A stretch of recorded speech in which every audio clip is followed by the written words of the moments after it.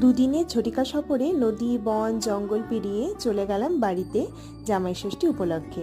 গিয়ে প্রথম দিন লাঞ্চে ছিল কুমড়োর বড়া, কচুর লতি, বোয়াল মাছের ঝাল, বৌলি মাছ ভাজা আর কচি পাঁঠার মাংস। আর মা আমার জন্য একটু কষা মাংসও তুলে রেখেছিল।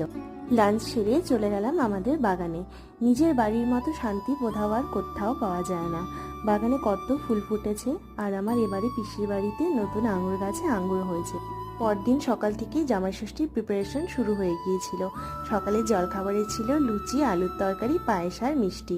এরপর দুপুরের রান্না চলছে। আর দুপুরের স্পেশাল মেনুতে আছে কাতলা মাছ, চিংড়ির মালাইকারি, বৌলি মাছের ঝাল, 5 রকমের ভাজাভুজি, 2 রকমের মাংস, ফ্রাই রাইস, দই, মিষ্টি, চাটনি, পাঁপড়। এই শাড়িটা আমি পরেছিলাম। এরপর অনেক স্মৃতি, একরাশ ভালোবাসা, পোটলা পুটলি আর এক আকাশ মন খারাপ নিয়ে আমি নিজের বাড়ি ফিরে এলাম।